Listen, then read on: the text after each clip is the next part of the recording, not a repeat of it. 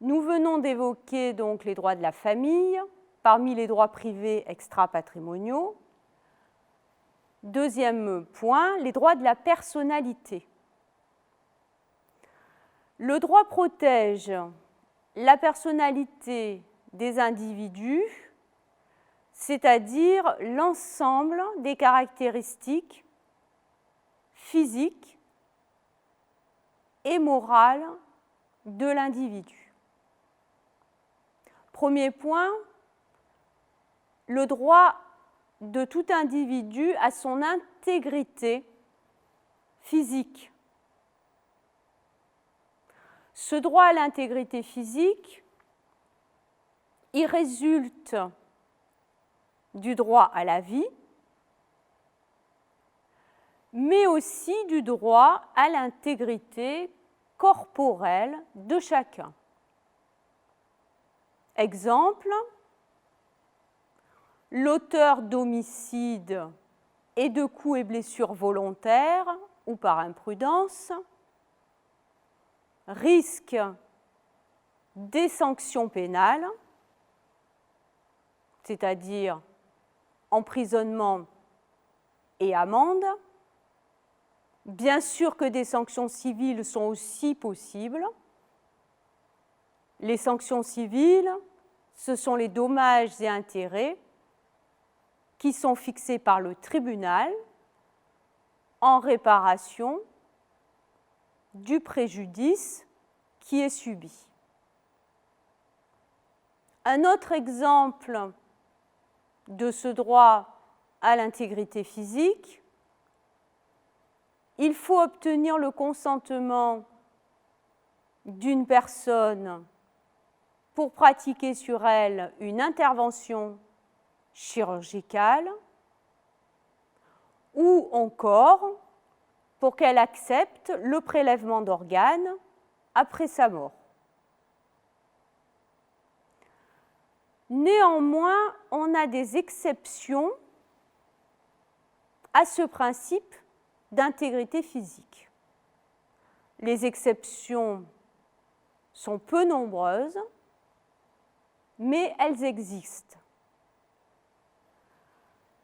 Une exception,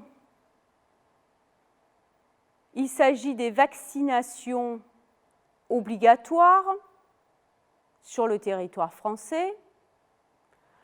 Un autre exemple d'exception à ce principe d'intégrité physique, un juge peut tout à fait ordonner une autopsie dans certains cas, lorsqu'il juge nécessaire, lorsque, par exemple, la mort n'est pas effectivement certaine, ou en tout cas le décès de la personne laisse présager effectivement une mort qui n'est pas une mort certaine.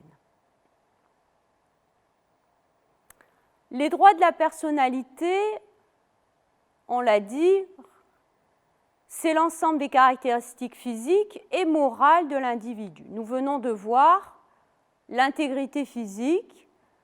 Maintenant, nous allons voir le droit à l'intégrité morale. Un individu, effectivement, a divers droits. Et il peut y avoir des atteintes à ces divers droits. Premier point, prenons le droit à l'honneur. Toute personne a le droit à son honneur. L'atteinte à ce droit serait une diffamation,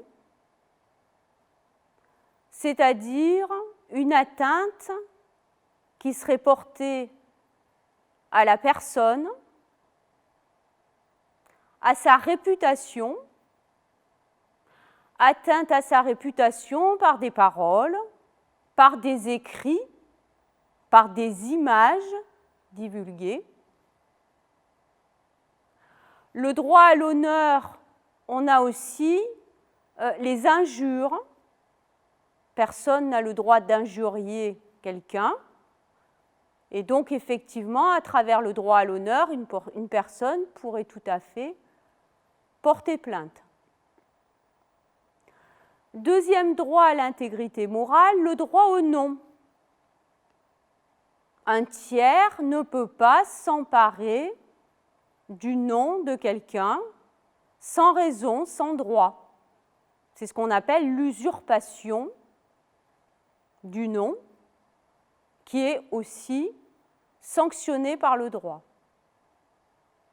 Troisième point, le droit à l'image. On sait que chacun a droit à conserver son image et les personnes doivent donner leur autorisation dans le cas d'une publication, dans le cas d'une reproduction de leur image. Autre droit à l'intégrité morale, le droit au respect de sa vie privée. Exemple d'atteinte à ce droit, la divulgation de faits sur la vie privée par voie de presse ou par tout autre moyen qui est aussi sanctionné par le droit. Enfin, dernier droit à l'intégrité morale, le droit au secret. Certains praticiens sont tenus au secret, comme par exemple les avocats, les experts, les médecins, et la violation de ce secret, effectivement, est sanctionnée par la loi.